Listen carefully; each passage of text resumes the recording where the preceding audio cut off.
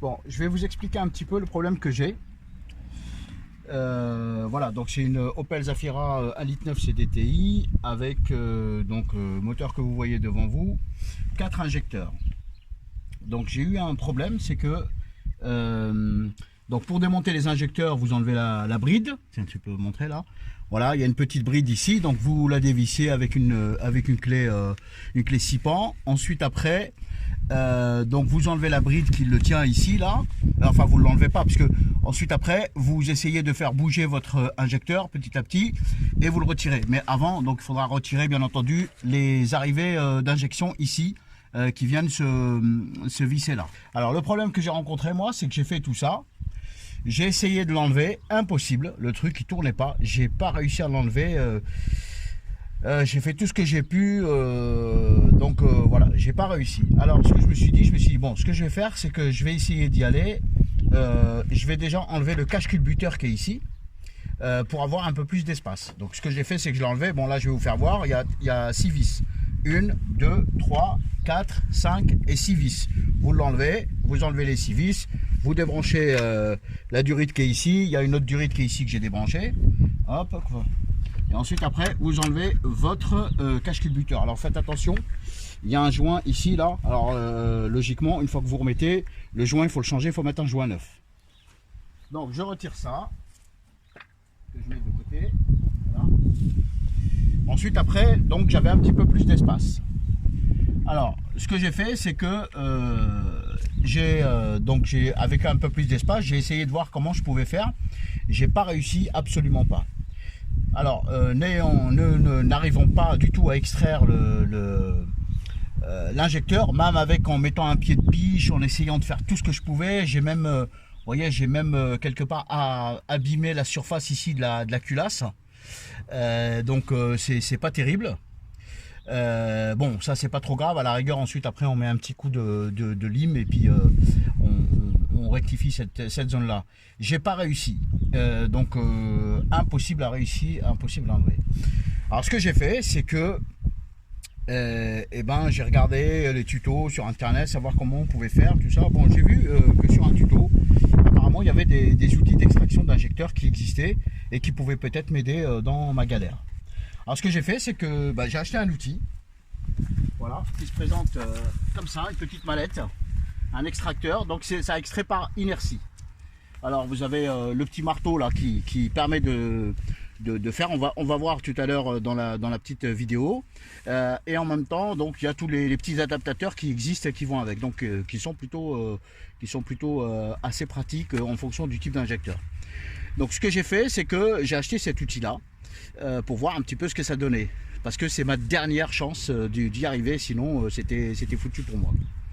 Donc ce que j'ai fait, j'ai acheté cet outil là et je vais commencer à le faire donc devant vous. Donc ce que j'ai fait avec l'outil, donc il y a plusieurs manières de l'enlever apparemment. Bon, la plus simple et la plus pratique, et l'outil est très adapté pour ça, c'est qu'on va enlever la partie électrique de l'injecteur. Donc cette partie là, donc elle se dévisse. Donc là je l'ai dévissée moi. Vous la dévissez tout simplement. Donc ici vous pouvez la prendre. Alors l'outil est aussi adapté, donc c'est à dire que vous pouvez glisser à l'intérieur. Vous voyez, hop, j'ai ici donc les douilles qui vont bien, voilà, et qui permettent donc avec la rainure ici là pour échapper ça. Hop, on échappe ici là. Alors celui-là il est peut-être pas assez grand. On va prendre un plus grand. Je pense que celui-là il est plus grand. Donc voilà, donc ça échappe, voilà. Et ensuite après vous pouvez dévisser. Donc voilà, donc ça permet d'échapper ça. Et ensuite vous l'emmanchez et avec votre clé à cliquer, vous tournez et vous pouvez dévisser donc cette tête là.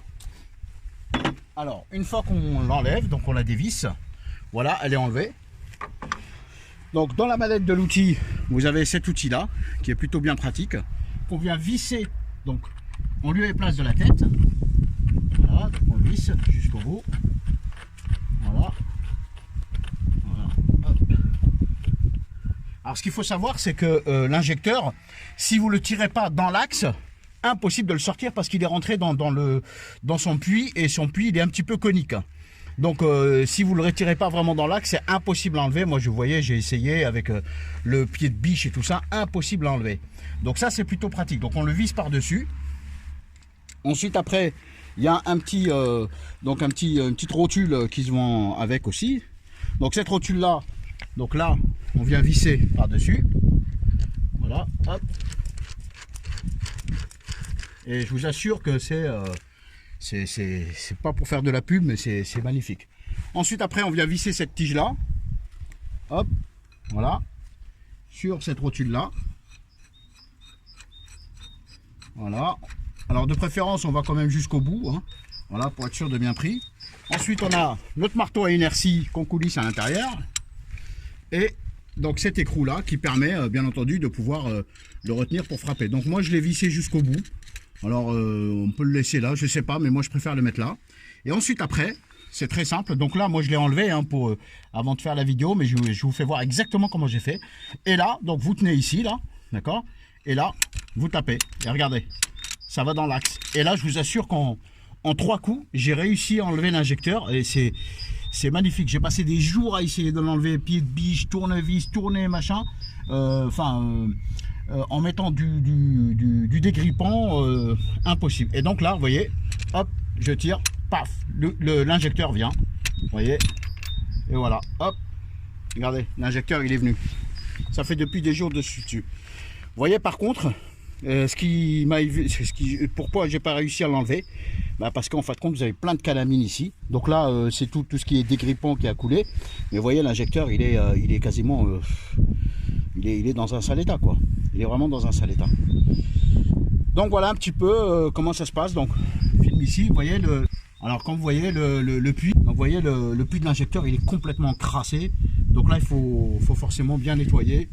Voilà, et là je suis obligé aussi de venir rectifier toute cette zone là pour que le joint, une fois que je mettrai le cache-culbuteur, le joint vient bien plaqué. Donc voilà, j'espère que cette vidéo vous a aidé. En tout cas moi cet outil là je le recommande honnêtement. Alors cet outil vous pouvez l'acheter, alors moi je l'ai acheté chez Amazon et j'en suis plutôt content. Ça m'a coûté à peu près 80 €. Il y en a des moins chers. J'ai préféré acheter un petit peu plus cher. Alors ça ne veut pas dire que les moins chers ils sont moins bons. Je sais pas, je les ai pas testés. Mais en tout cas celui que j'ai acheté, donc celui-là, vous voyez il est noir dans une mallette noire. Et ça permet. Alors ça c'est des injecteurs Bosch. Mais tout ce qui est, je pense qu'elle est plutôt adaptée pour pas mal d'injecteurs. Mais en tout cas voilà, donc Bosch, Delphi, tout ça, et vous avez réussi à extraire votre injecteur très facilement. J'ai passé 2 minutes à peine, alors que sans cet outil là j'ai essayé pendant des jours et j'ai pas réussi. J'espère que j'ai pas abîmé ma culasse en essayant de l'extraire avec le pied de biche. Une fois que vous avez retiré donc votre injecteur, et avant d'en mettre un neuf ou un d'occasion, un meilleur en tout cas, le puits il est très important de le nettoyer. Donc le puits que vous voyez ici là à l'intérieur où va se loger l'injecteur. Donc il est très important de le nettoyer comme il faut. Donc vous voyez moi il est plutôt assez dégueulasse. Alors je vais essayer de le nettoyer. D'abord bon, je vais passer un coup de chiffon ici, donc qui est important pour nettoyer déjà la surface. Alors avant de nettoyer la surface, je vous conseille de mettre quelque chose dans le puits pour éviter que ça tombe dedans.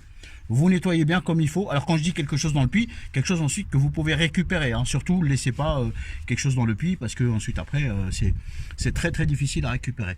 Donc moi ce que je vous conseille c'est de mettre quelque chose à l'intérieur du puits, voilà, que vous pouvez ensuite rattraper.